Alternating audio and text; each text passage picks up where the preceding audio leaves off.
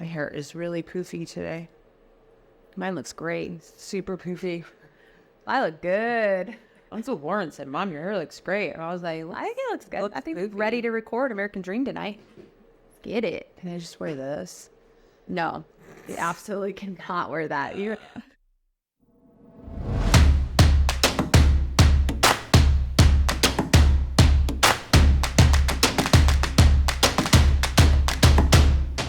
Welcome to the Now Podcast, Making Moves in Real Estate. This is episode 38, and today our guest is Brian Domingos Jr., whose passion for real estate began in his youth. After earning his license at 21, he's sold hundreds of homes in the Fresno area, also the coast, I should say, and founded Premier Valley Realty, a company built on putting people first, which he started from a bedroom in his home and grew into a thriving business. About 24 agents and 2 ops individuals.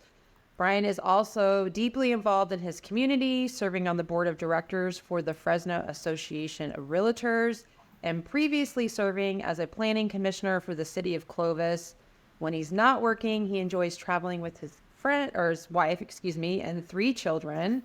So let's dive into Brian's incredible journey and community impact. And I'm super stoked because I think I've been trying to get you on our podcast for how long now, Brian? It's been a while. You're persistent. I like it. You understand the key to follow up. So that's a good skill to have in this business. Yeah, we don't call her the general for nothing. Yeah, she's good. Yeah, she is good. Thank you. I think that's her pharmaceutical sales background coming out. Well, I saw you on the news a while back, and I was just so impressed. And I'm like, we've got to get this guy on our podcast. So let's give a little background to our listeners on who you are, and then we'll dive into some more industry-based questions. Oh, sure.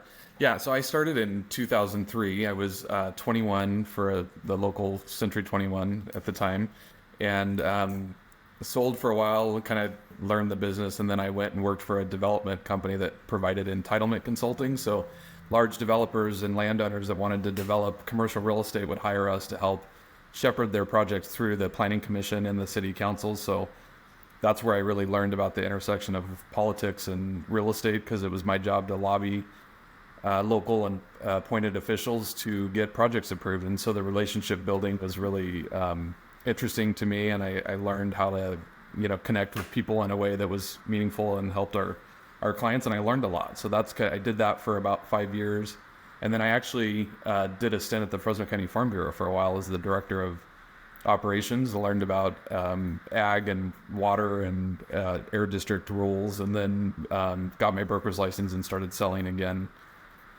For some reason, I got drawn back. A lot of people leave the industry. I never really left real estate, but I left the sales side and the residential sales side for sure. And I missed it, so I went back and started my own brokerage, and yeah, that was quite a while ago in 2009. Yeah, let's talk about that actually, because I got into real estate around the same time. I was doing lending previously. That was a tough time to open a brokerage. 2009. Yeah. Tell us about that part of your life. Yeah, it was, and it's funny. I think we have a mountain connection. I went to Yosemite High School. And so in high school, actually, I worked with Donna Pride. Oh my gosh. Yeah, so, she had a red Jeep back then and red nails and a red leather jacket, and we would ride around the mountains, and she waved to everybody, and I learned, that was kind of where I really learned about persistence and follow-up and relationships from Donna, too, at that age. And, I think what I learned was I had some experience working for other people, and I wanted that independence and the ability to have control over my own destiny. And I remember one of my former bosses said, stick with me, kid, and I'll make you rich. And I know he meant that as a compliment, but as I thought about that, I thought, gosh, it's really not up to you to make me rich.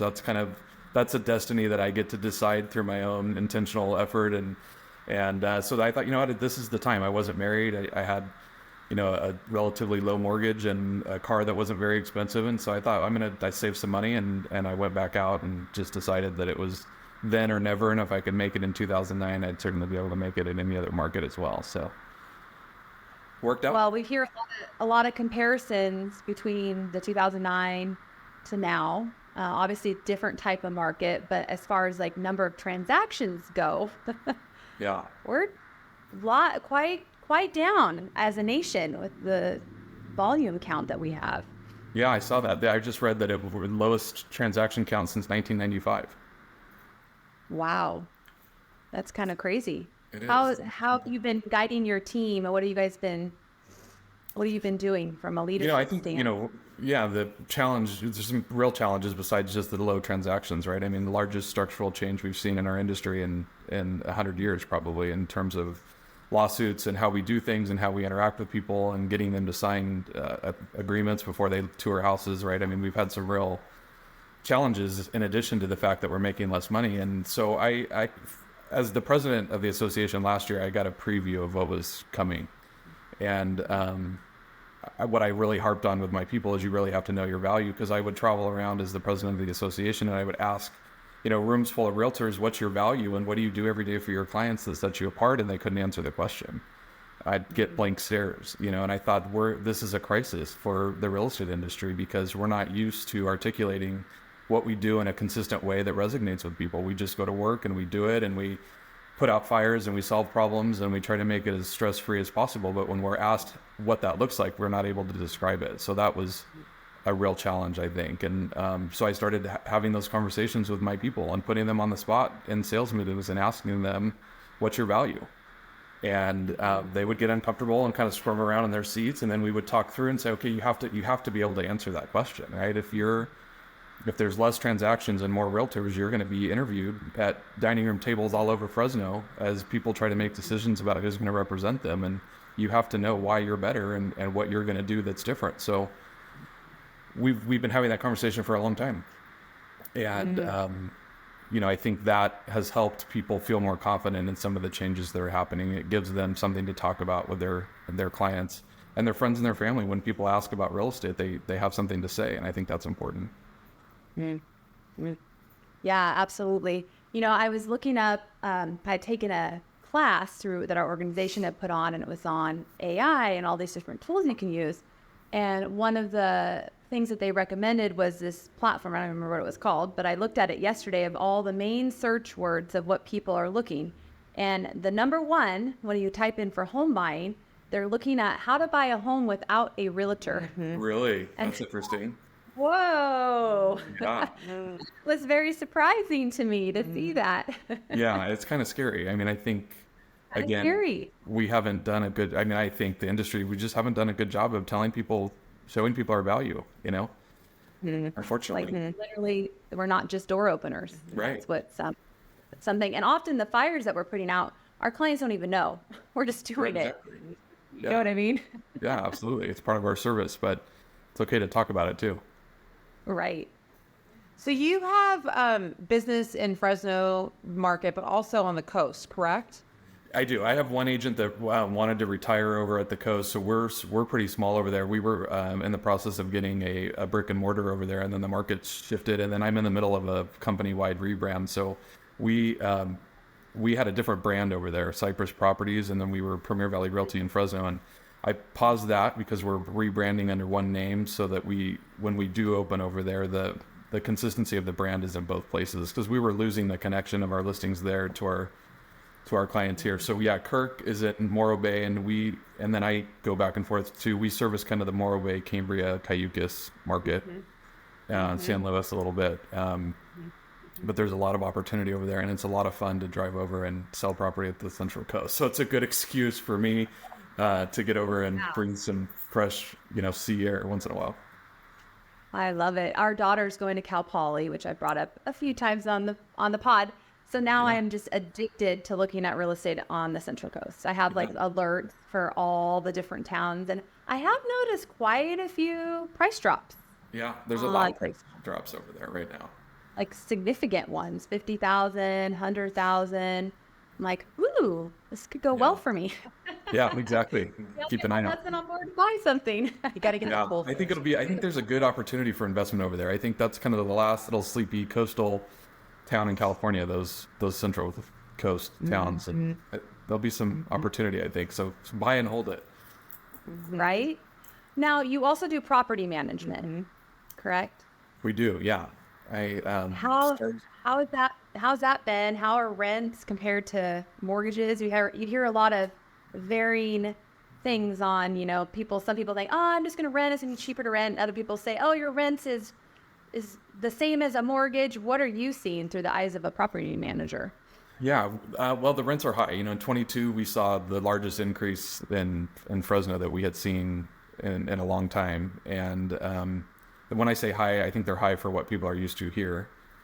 Still pretty reasonable compared to other parts of the state. But yeah, I think it's challenging. It affects affordability. I do think a lot of people can afford the payment, but they don't have the down one, so they continue to stay as renters. But and I think it depends on where you're at in your life. It's not bad necessarily to rent. I've had clients who've sold property and want to bank that money for retirement and live in something that somebody else is going to maintain and pay the property taxes on, and they want something that they can just rent. And I think that's fine too. But yeah, the rents have increased, which has affected a lot of people. You see a lot of people that are moving in together, families that are multi-generational, that are coexisting, roommate situations that people wouldn't normally have. But I will say there's a lot of mom and pop, like housing providers, we're calling them now instead of landlords, that we represent that don't raise rents. And I think that story gets lost a lot in the media when we're talking about affordability. There's a lot of people who are happy with a tenant that takes care of their property and has low turnover, and they've really kind of subsidized their housing costs for a long time without doing those increases. And there's a lot more of that than you hear about, for sure. How many doors do you guys manage? We manage about 700, I think. Wow. Yeah, our portfolio is about 400 single family homes, and the rest are small apartments. How many years have you been doing that?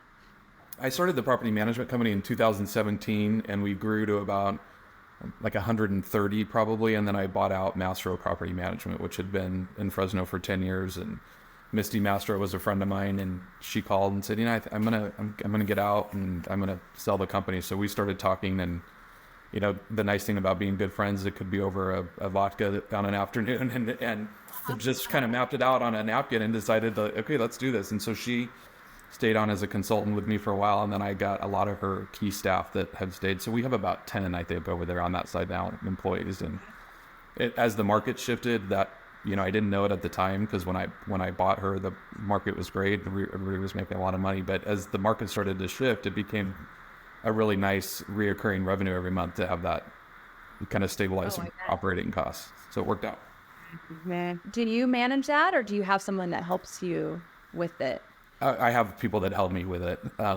Yeah, I oversee the big problems. We have frequent team meetings and kind of go through some of the challenges that I help with, but the day-to-day stuff is all managed by other people here in the office.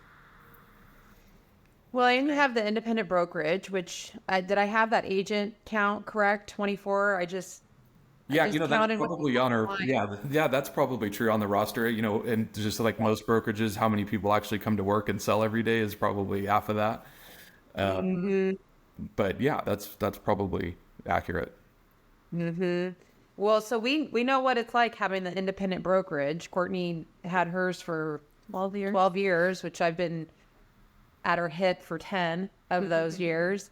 So, obviously you have a great team. It's been difficult, I'm sure, being an independent broker through the years and all the changes.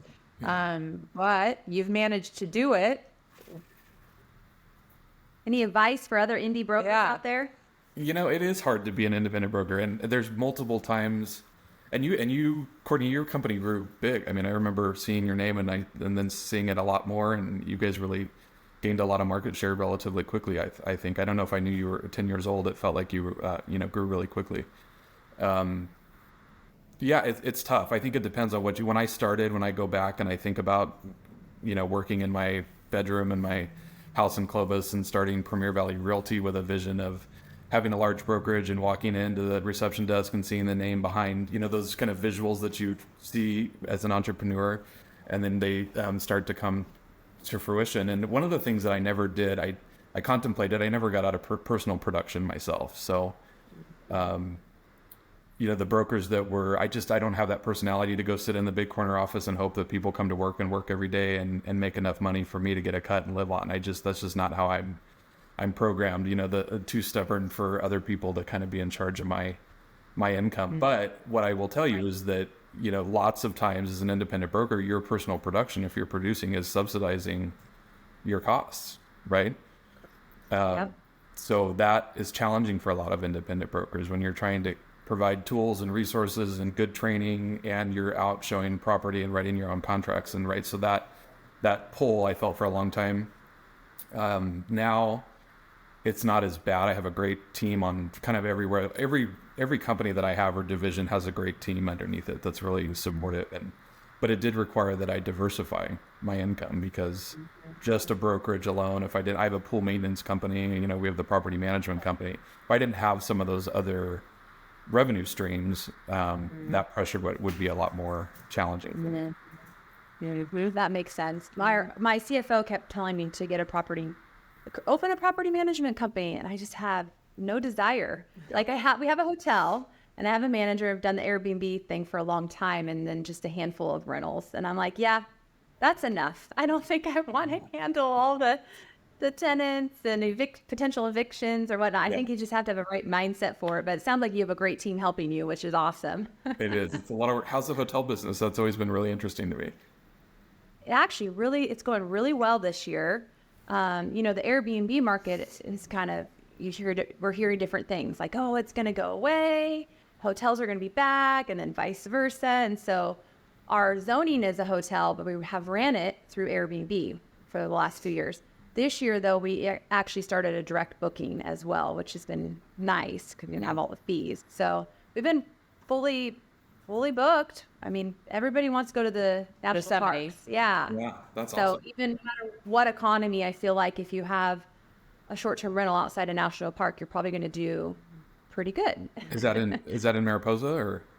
It is in downtown Mariposa. Just sitting in it. Yeah, actually, I have a real estate office in the front and then the hotel behind. So that way, if any of our guests have questions, they come in the real estate office to ask us. Very good. Yeah, that's smart. I like that little built-in pathway there. Exactly. So you said you went to Yosemite High School. Or do you have family in the Oakhurst area, or? My mom and my stepdad are in Yosemite Lakes Park.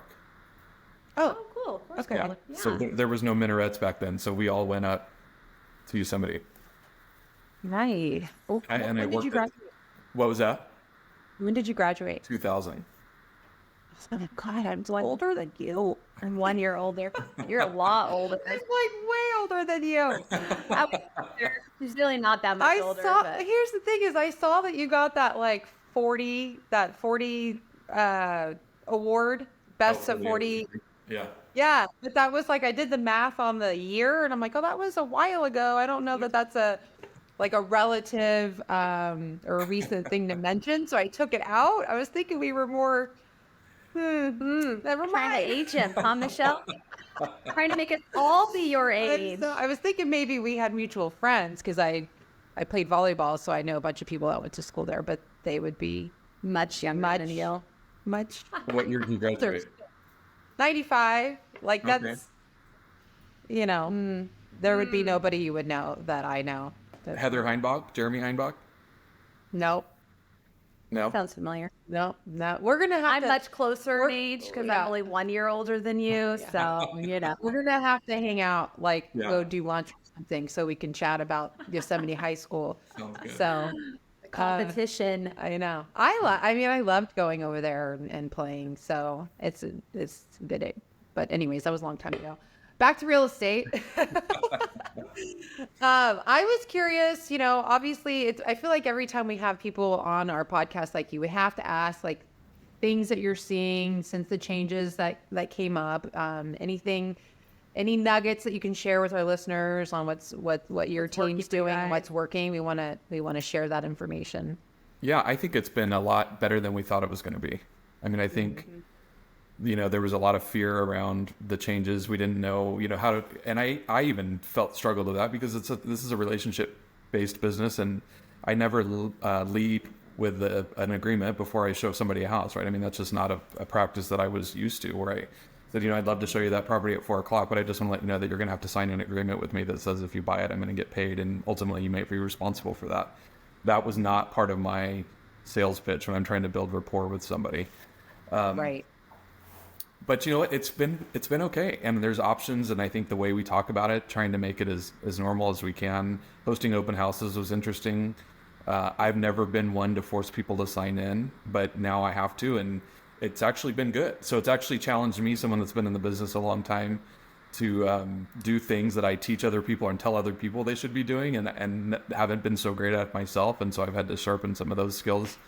And it's been fine. People are signing agreements. We're still making money, and we're still explaining in a better, more cohesive way now why we deserve to make that money and what we're going to do for them to get it. So yeah, I've been pleasantly surprised. We'll see how things continue, but so far so good. I feel like it's been the same for us. Yeah. It's going smooth. It's been, the only awkward ones have been like the out of area conversations, the clients that are calling from the Bay Area that are like, we want to come up tomorrow at 8 a.m. and see properties, and you're trying to navigate those discussions. So those have been tough. I'm sure you've had the same ones. For sure. And it's funny, I've had friends who are looking at property in other parts of California that I don't service, and they've called and said, this isn't true, right? Like, this lady literally will not show me this house unless I sign this agreement. And I said, yeah, that's, it's across the country. So good news is it's everybody should be doing it. If they're doing their job right, we all have to, that's a barrier that we all have to deal with. But it also gives you an opportunity to interview different realtors and see, you can't call off of a sign anymore, and because you can, but you may be obligated to using that agent. But it gives the consumer, I think, more time to do some research. Make sure they get a good negotiator. Right. But it's different. And it is awkward. I think the one page, option that we have that's more short term and just defined a particular property gives people a little bit more confidence that they're not going to have to be stuck with us if they don't like us for longer than that day. Right. Right. Mm-hmm.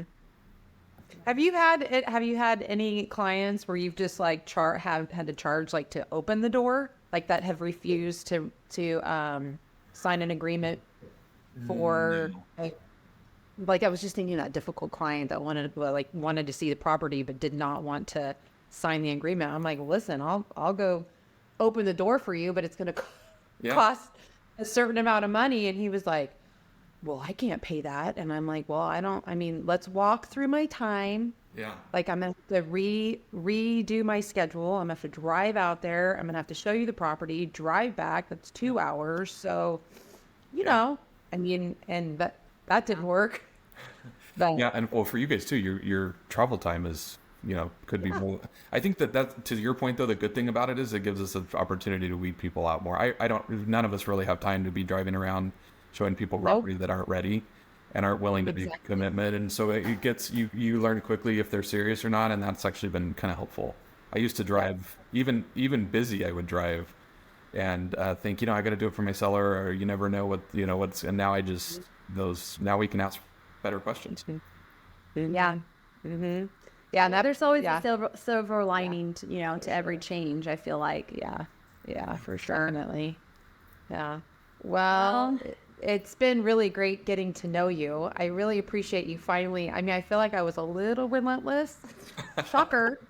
That does not surprise me at all. Yeah, no, you did good. You have good skills. It's funny. Some of my own people can't even track me down like you did. So I like the follow-up. It's like a bulldog. Well, what am I going to say? So we'll have to get together at some point when we're down in Fresno just to meet in person. And it's been so nice getting to know you. And and now we know he likes vodka because he brought it up. So that means maybe we can go get martinis. Yes. Or I don't know. Got it. We did martinis. Yeah, definitely. Hopefully the relentless pursuit was worth it. You could close this and be like, gosh, that wasn't. Why did I try so hard? Hopefully that was a. Oh no! I want to learn more. I'm like, what other businesses do you have? We got the pool company, we got property management, we got the real estate. What else? What else? Ideas and everything. I want to know more. Sometimes 30 minutes isn't enough. Well, if people want to reach out to you, Brian, what's the best way to do so? Gosh, that's a good question. So I am on, the normal social media stuff except TikTok. Just, I think since my Instagram, I think is Brian Domingos Broker. And then Facebook is just my name. And of course, my website is premiervalleyrealty.com or my cell phone, 559-269-7063. Okay, one last question. You touched on the rebrand. When is that happening? Like, when can we expect to see more on that? Hopefully a couple weeks. That's our goal. We've been through a rebrand. We know how much work that is. Wow, that's exciting. That is exciting. It's a lot of work. Yeah. New name, new colors, new everything, new logo. New name for both? Like No more Premier? No more Premier or Cypress? There'll be Cypress, but Premier's getting a new name. Oh, exciting. Well, I like Cypress. I like it. Yeah. Okay. So, okay, It's a couple exciting. weeks. We'll watch out for it on Yes. Instagram. We should have timed this a little bit better, and you could have launched it on launched the it. pod. Yeah. Oh, well, We'll just have you back on. yeah. All right. You got it. All right. Well, thank you so much for your time, Brian. It was so great to finally meet you, and we appreciate all that you do for the community and for your clients.